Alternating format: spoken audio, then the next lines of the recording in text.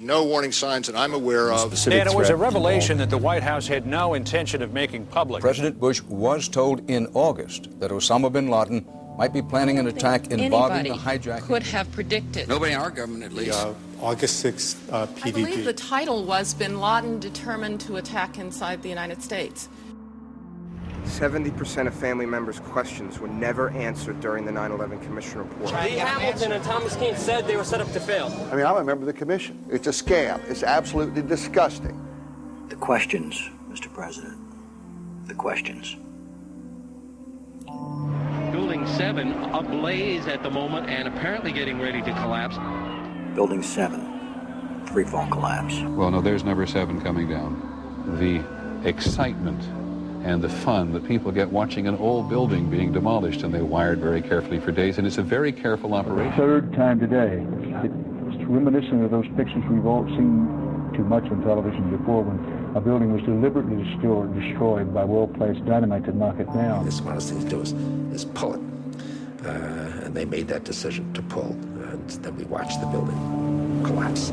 Jane, what more can you tell us about the Salomon Brothers building and its collapse? Well, only really what you already know. Details are very, very sketchy. We're getting information now that one of the other buildings, Building 7 in the World Trade Center complex, is on fire and has either collapsed or is collapsing. The Pentagon. Vanishing airplane. From my close-up inspection, there's no evidence of a plane having crashed anywhere near the Pentagon. The only site is the actual site of the building that's crashed in, and as I said, the only pieces left that you can see are small enough that you could pick up in your hand. There are no large tail sections, wing sections, a fuselage, nothing like that anywhere around, which would indicate that the entire plane crashed into the side of the Pentagon. Firefighters and police describing explosions. A lot of them. The secondary explosion. We've got numerous people covered with dust from the secondary explosion. Just floor by floor, instead of popping out. It was if they had detonated. Yeah, as if they were planned to take down a building. Boom, boom, boom, boom, boom, boom, boom. Looks sort of like the building just demolished. Even if there was no secondary explosives in the building. Kind of like gunfire. You know, bang, bang, bang, bang, bang. And then all of a sudden, 3 big explosions. Do you know if it was an explosion or if it was a building collapse? To me, it sounded like an explosion. Chief Albert Turry told me that he tried to get his men out as quickly as he could, but he said that there was another explosion which took place, and then an hour after there was another explosion in one of the towers here. Sibel Edmonds, FBI translator, breaking her gag order. All our intimate relationship with bin Laden and Taliban. We did carry very intimate relationship with these people all the way up to September 11. Bin Laden was spirited into this military hospital in Rawalpindi for kidney dialysis treatment. The military had him surrounded. They were saying that Osama bin Laden had to be watched carefully and looked after. NORAD standing down. Where were the planes? On now to one of the eeriest moments amid the carnage of 9/11. A mysterious plane was seen flying right over the president's residence. The E-4Bs over New York and Washington, otherwise known as the Doomsday Planes. It has never been officially explained. Cell phones working at impossible altitudes.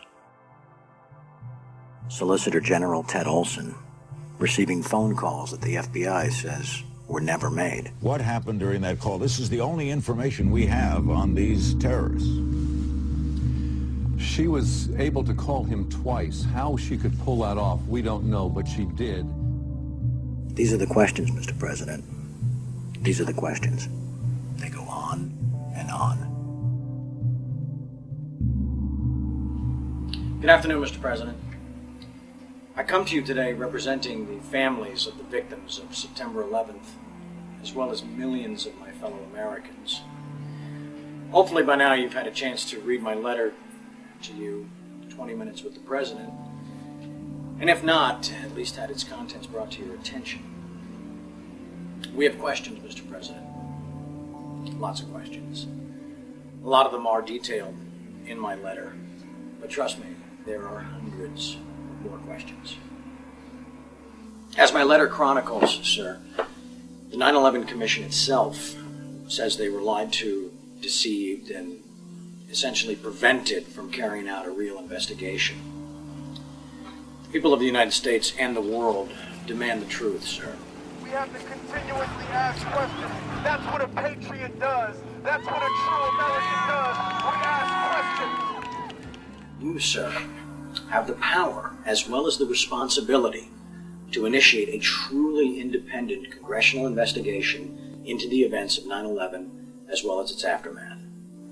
We want our country back, Mr. President. Therefore, I'm not just calling on you and your team. I'm calling on each and every American citizen to wake up, stand up, and demand the truth. We're counting on you, Mr. President. Be on the right side of history.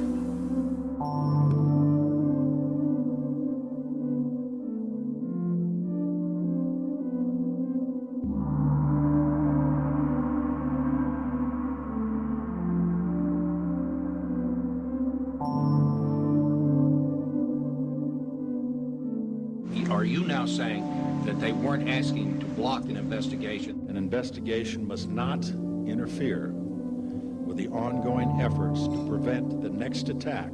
Senator Tom Daschle said last week that you called him several times and urged him not to investigate the events of September 11th. Tom's wrong. He has, I think, in this case, let's say a misinterpretation.